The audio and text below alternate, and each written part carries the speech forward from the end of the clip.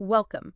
We're going to be doing a really close exploration today, one that we've tailored specifically for you, focusing on the life, the remarkable career, and the truly heroic final hours of Thomas Andrews Jr. That's right. He was the principal naval architect who designed the RMS Titanic. Our mission here is to move far beyond, the fleeting images you usually see associated with this tragic story. We've pulled together a substantial stack of sources, detailed biographies, contemporary letters, and eyewitness testimony from the survivors. Mm, mm. We want to understand not just the man who designed what was called the unsinkable ship, but the kind of man who faced the ultimate professional and personal failure aboard his own creation. And this investigation into the sources, it reveals something quite profound. We are not just looking at a timeline of events. We're examining a story of professional excellence and immense moral character. Yes. The details are just so rich. They paint a complete picture of a man known equally for his genius in engineering and his fundamental humility. It's a compelling study of a person defined by dedication who, in the face of catastrophe, performed an astonishing, deeply personal act of sacrifice. So let's start at the very beginning and sort of set the scene for the world Thomas Andrews Jr. was born into. He arrived on February 7th, 1873 in Comer, County Down, Ireland. Which at the time, of course, was part of the United Kingdom. Exactly. And his family was prominent, residing at Ardara House. His lineage was, it was highly distinguished. It's so important to understand the context of his family's influence to appreciate the path he chose. His father, also Thomas Andrews, was a really powerful figure. The Right Honorable Thomas Andrews, a Privy Councillor of Ireland. And the Privy Council was, essentially an advisory body to the sovereign. That's it, which marks his father as a figure who was deeply entrenched in the political and judicial elite of the region. And that high achievement didn't stop with the father, did it? His brothers also reached the absolute pinnacle of political and legal life in the next generation. That's right. His brother, J.M. Andrews, would go on to become the Prime Minister of Northern Ireland, and another brother, Sir James Andrews, would serve as the Lord Chief Justice.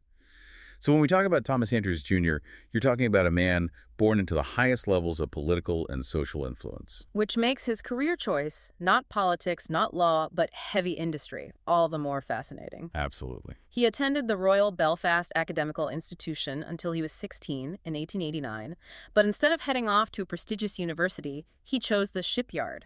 This is where he began his life's work.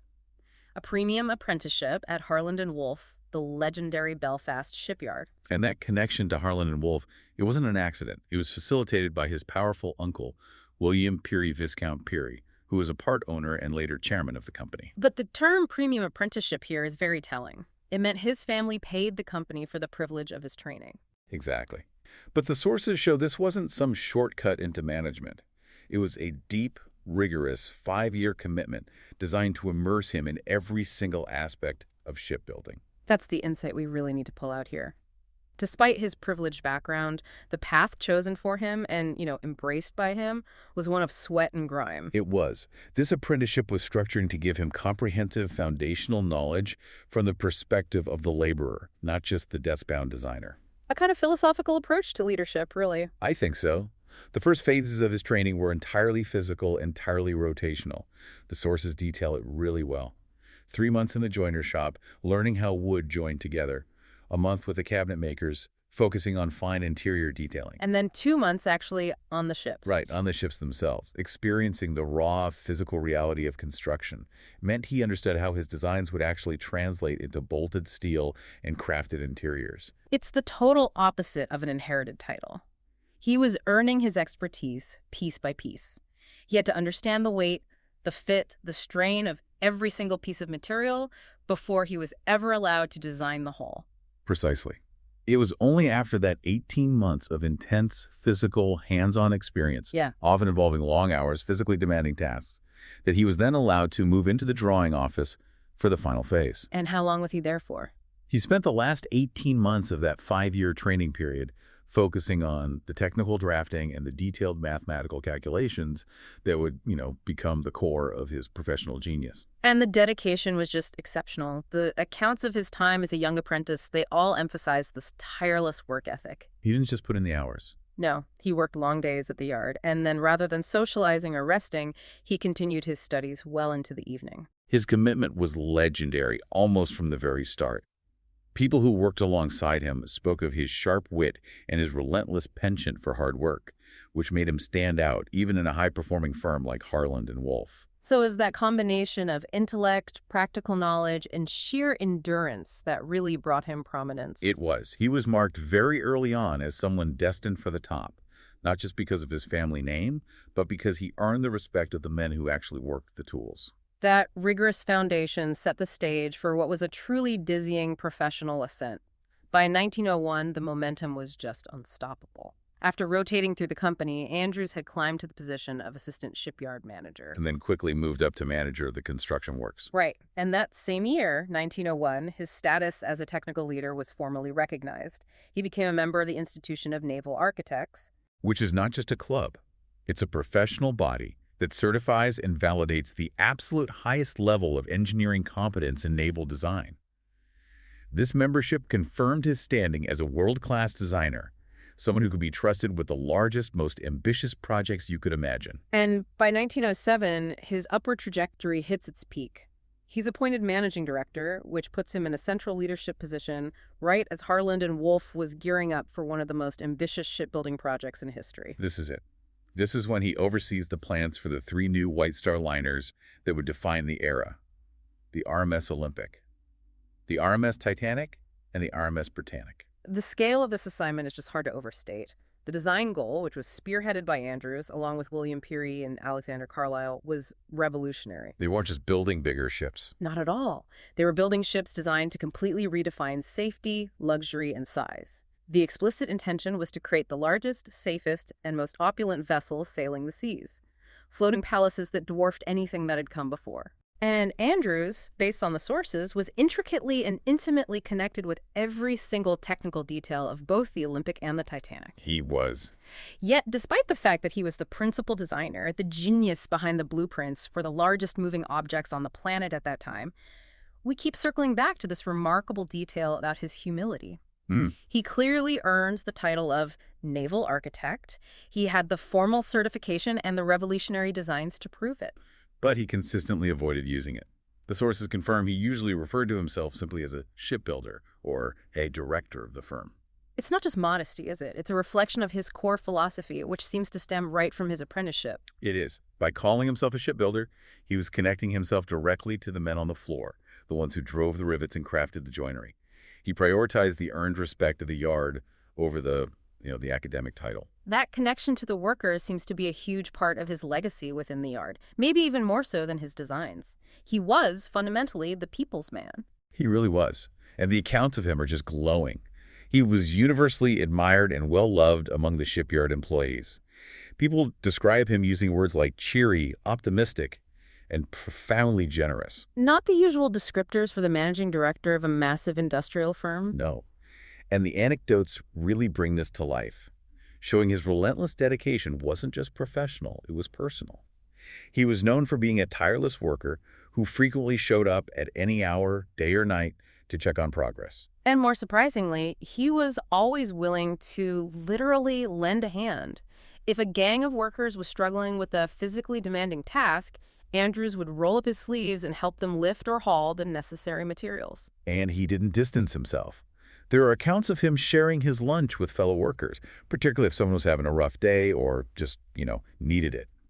This suggests a true camaraderie and a blurring of the rigid class lines that usually defined industrial life at the turn of the century. His leadership style reflects this balance. It wasn't purely democratic, but it wasn't autocratic either. No, he encouraged workers to use their minds, inviting input and feedback from the ground level.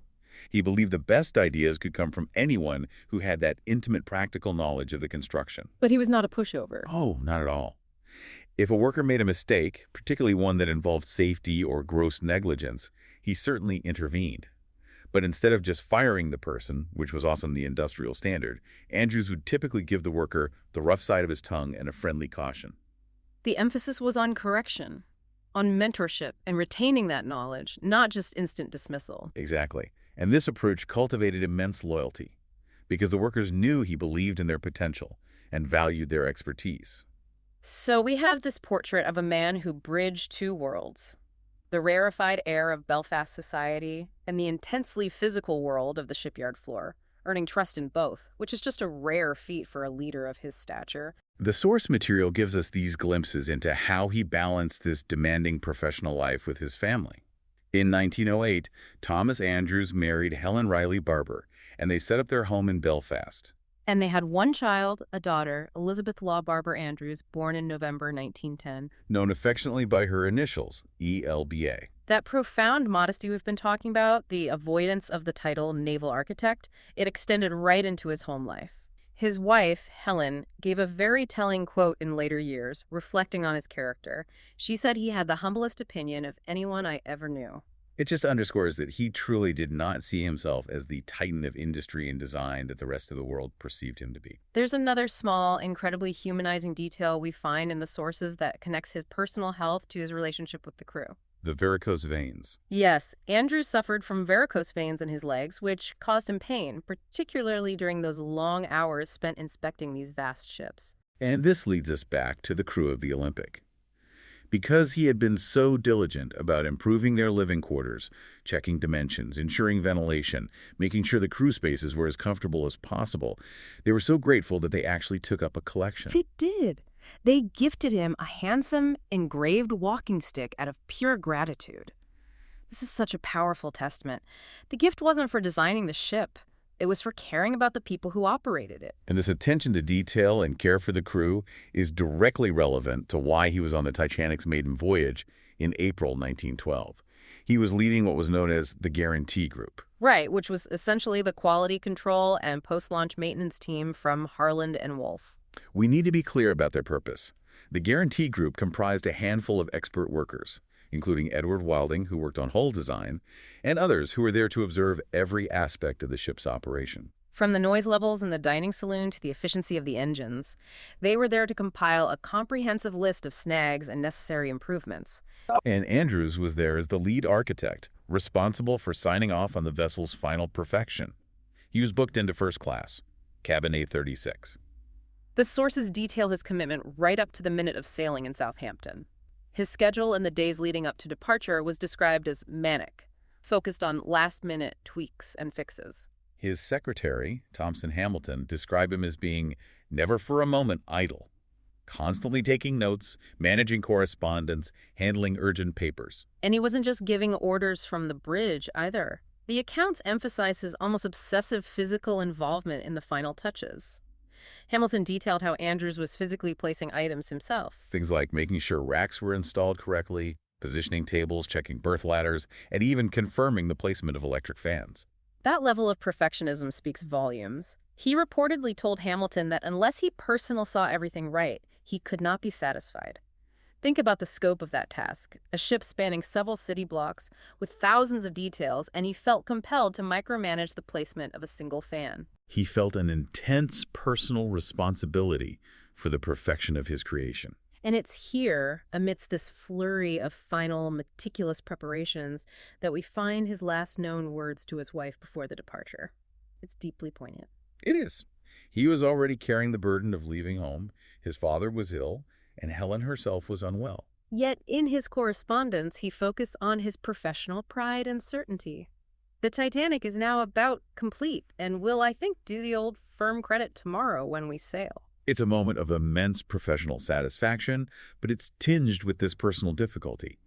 He was certain he was sailing on a triumphant vessel, a true credit to the firm he had dedicated his life to, even as he was leaving behind people he cared for deeply who were not in good health. It was a commitment to duty above all else. When Andrews boarded the Titanic in Southampton on April 10th, the sources agree he was initially high-spirited, thrilled with the vessel's initial appearance and his own thorough inspection. He took time to say goodbye to Thompson Hamilton and others, reminding them to keep Helen informed of the ship's news as it progressed across the Atlantic. But almost immediately, there was a jarring note of discord. As the Titanic pulled away from the dock, the powerful wash generated by the ship caused the secured mooring lines of the nearby liner SS City of New York to snap. And the two ships drifted terrifyingly close to a collision.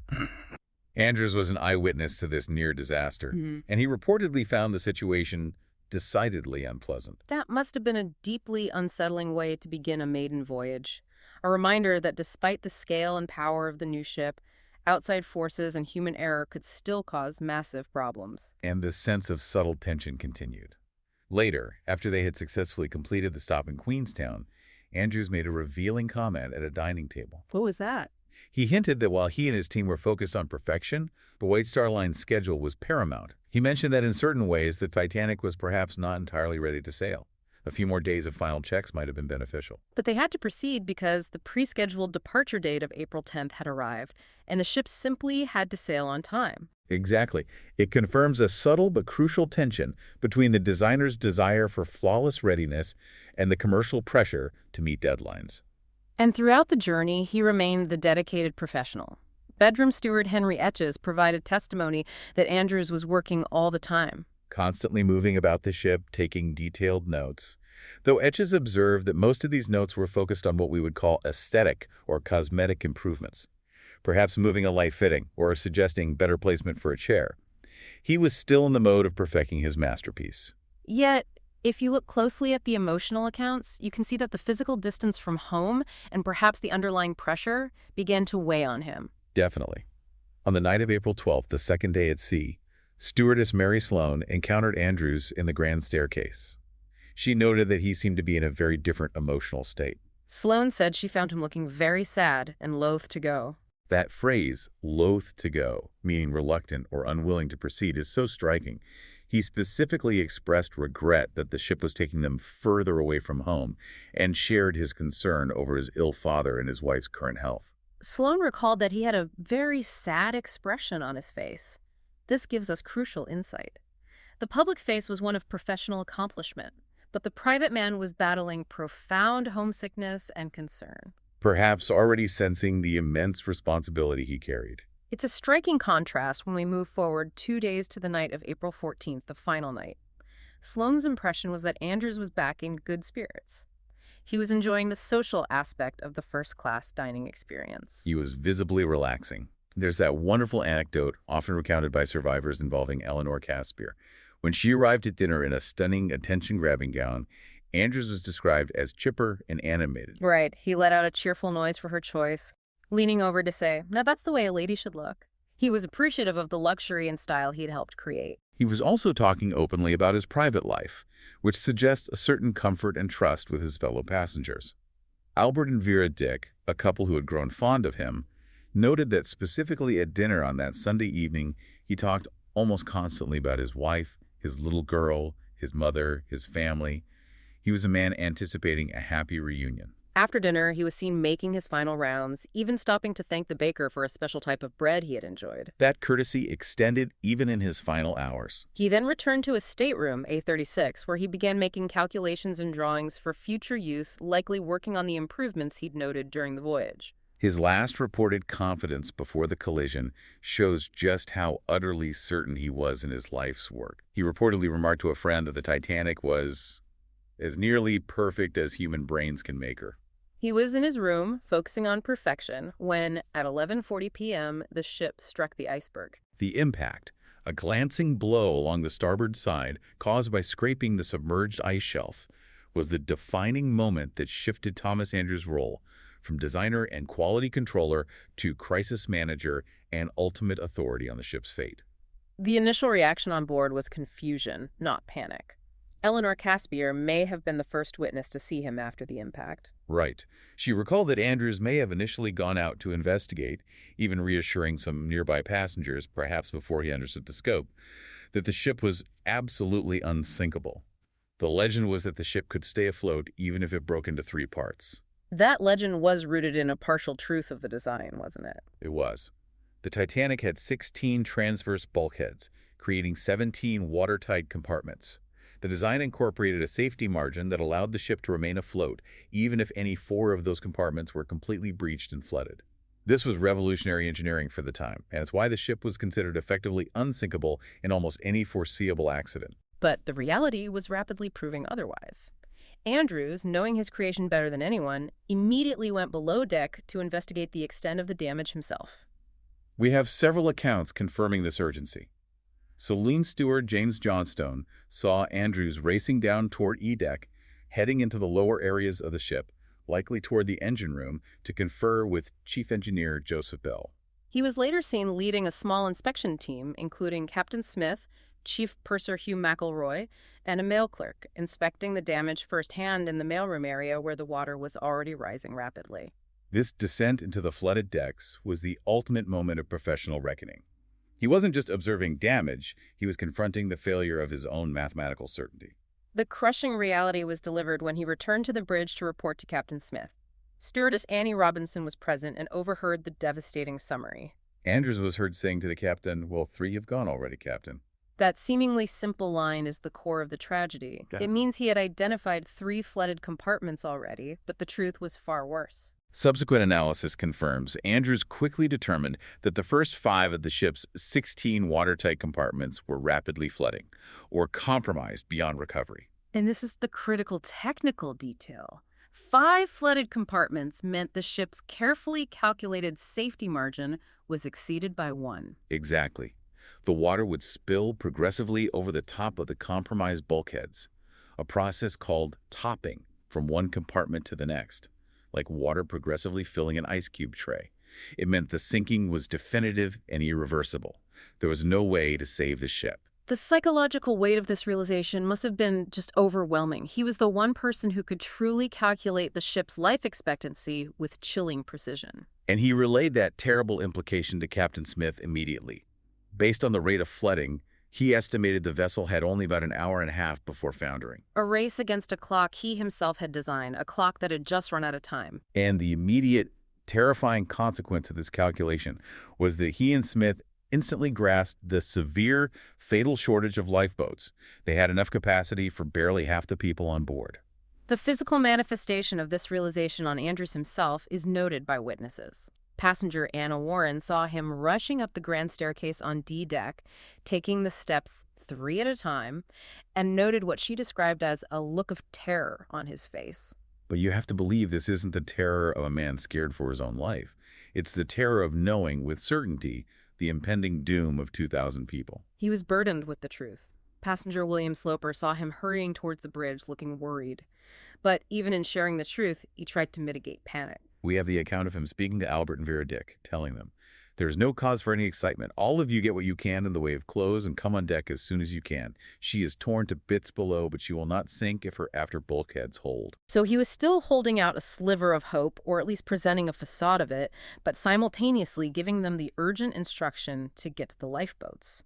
This contrast, the professional certainty of destruction combined with the urgent human duty to mitigate the loss, drove his actions from that moment forward. Once Thomas Andrews made that crucial, devastating calculation, his professional life ended, and his moral character took over completely.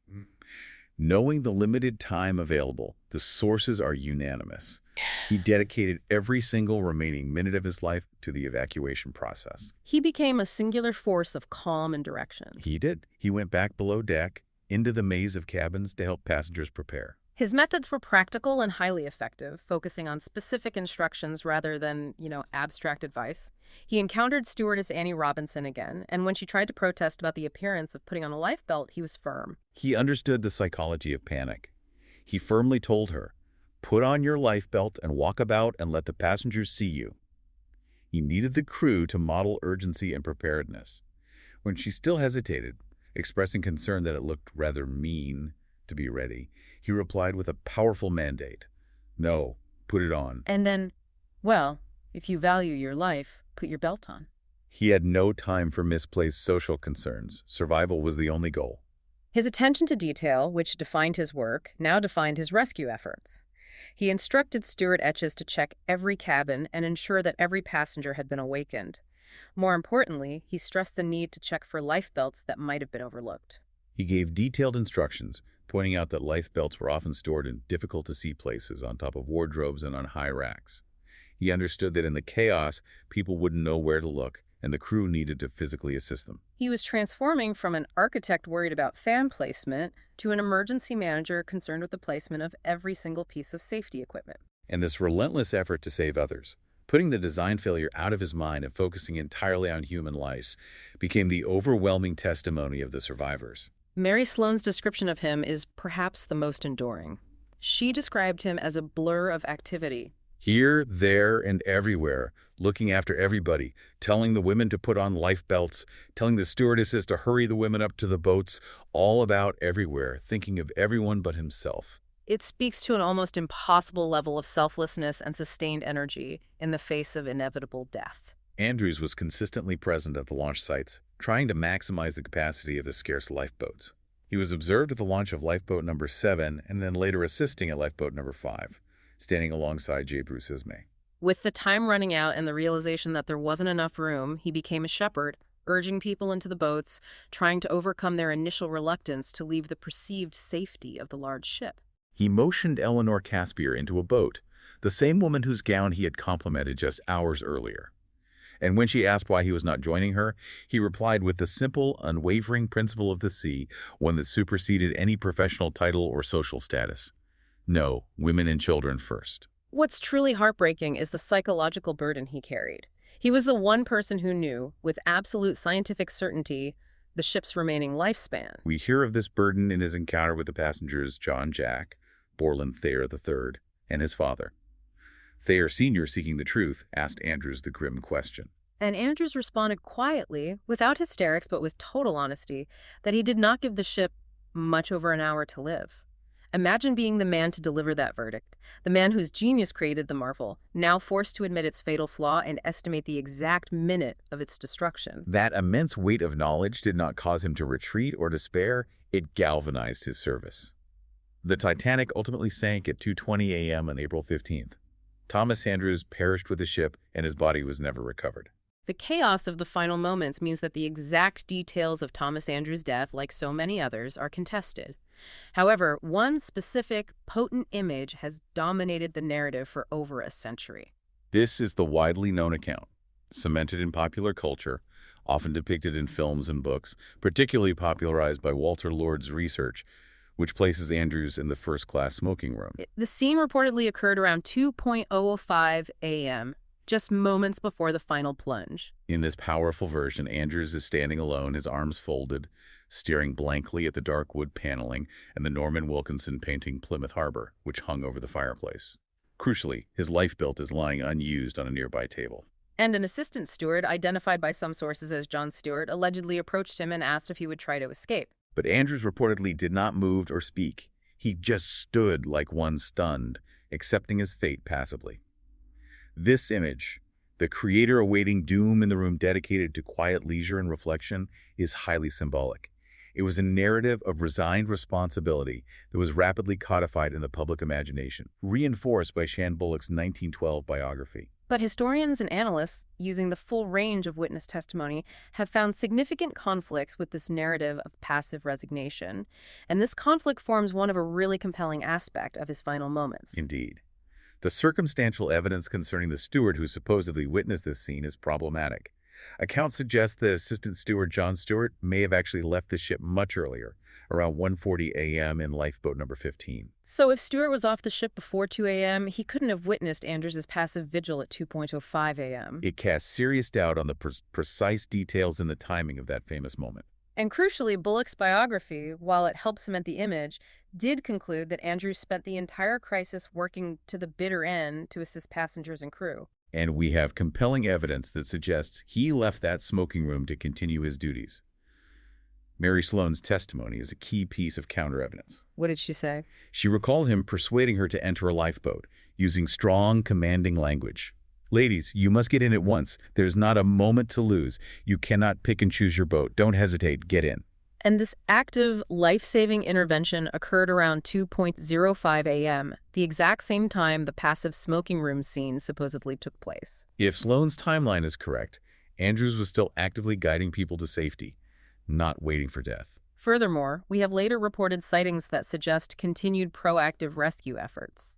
A private letter written by his friend David Galloway to Lord Peary, based on interviews with surviving crew members, cited an unnamed officer who saw Andrews performing a final, desperate act of immediate rescue. That officer claimed to see Andrews throwing deck chairs overboard to the unfortunate struggling in the water below for flotation. This is a man who, in the last 5 or 10 minutes of the sinking, recognized that his job was no longer putting people in boats, but providing any means of survival to those already in the frigid water. It's a critical piece of testimony showcasing his enduring commitment to others. Other accounts place him heading toward the bridge, carrying a lifebelt, perhaps the one from the smoking room table, possibly looking to confer with Captain Smith for the final time. It suggests he was active, seeking final instructions or coordination. And this brings us to what may be the very last reported witness, Mess Steward Cecil Fitzpatrick. Fitzpatrick claimed to have seen Andrews and Captain Smith together on the bridge, just moments before the ship began its final, terrifying plunge into the Atlantic. According to Fitzpatrick, both men were present and both finally secured lifebelts. Smith reportedly spoke to Andrews one last time, saying, "We cannot stay any longer. She's going." And Fitzpatrick then stated he saw both Andrews and Smith jump overboard just as the water reached the bridge. While we may never know the precise final action of Thomas Andrews, the overwhelming consensus of the accounts, especially those from people he personally ordered into lifeboats, is that he remained dedicated to the survival of others until the very end, whether actively throwing chairs or standing by the captain for the final moment of duty. The immediate reaction to the disaster confirmed the nature of his sacrifice, ensuring his legacy was sealed within days of the sinking. Just 4 days after the Titanic went down, on April 19, 1912, his father received a telegram from a cousin in New York. And this telegram summarized the consensus of the survivors who had been rescued. The message was clear and definitive. All unanimous that Andrews died a heroic death, thinking only of others' safety, extend heartfelt sympathy to all. That immediate, unanimous confirmation established the narrative of self-sacrifice that endures today. Newspaper accounts immediately labeled him a hero, focusing on the terrible irony of the architect perishing with his design. And Mary Sloane's personal letter, written shortly after her rescue, further cemented this, stating that Mr. Andrews met his fate like a true hero, realizing the great danger, and gave up his life to save the women and children of the Titanic. They will find it hard to replace him. The loss was felt deeply, both personally and professionally. The public response in his native Ireland was swift and substantial. His hometown of Comer established one of the earliest and most significant memorials for a single victim of the disaster. The Thomas Andrews Jr. Memorial Hall was opened in January 1914, designed by local architects Young and Mackenzie. Today it remains a tangible tribute, used by the Andrews Memorial Primary School, ensuring his memory is connected to education and community. We can also note the enduring professional connection. Of all the ships designed by Thomas Andrews and the Harland and Wolff team in that era, the tender SS Nomadic, which carried passengers from Cherbourg to the Titanic, remains the sole surviving vessel of the White Star Line designed by Andrews. It's a small, tangible link back to his drawing board. And on a more cosmic level, the memory of the genius shipbuilder endures. In 2004, the minor planet 245158 Thomas Andrews was named in his honor, confirming his place not only in history but in the celestial records. Finally, we have to acknowledge his enduring presence in popular culture. He remains a powerful, necessary figure in the narrative of the Titanic, appearing in countless adaptations across film and television. Portrayals by actors like Michael Goodliffe and Victor Garber have ensured that the image of the dedicated, quietly courageous architect who stays behind remains a central, morally anchoring point in the tragedy. Thomas Andrews' story is a complex portrait of a genius shipbuilder whose professional pride in creating what he believed to be nearly perfect was ultimately overshadowed by his profound personal moral character. When that creation failed spectacularly, he chose duty and sacrifice over survival, embodying the very best of leadership under the worst possible circumstances. When you reflect on the detailed accounts of his final hours, consider the immense psychological load Andrews carried. He was the one person on board who knew definitively in that critical moment that the very safeguards he had designed were insufficient and that the design failure was fatal and irreversible. The truth of the 5 flooded compartments rested solely on his shoulders. He knew his life's work was sinking and that the ship had only 90 minutes left. The only remaining action for him was to ensure that his passengers and crew, the people who helped build or sailed on his ship, had a chance to live. What does it mean to witness the failure of one's life's purpose and respond not with despair but with perfect clarity of service? Thanks for listening.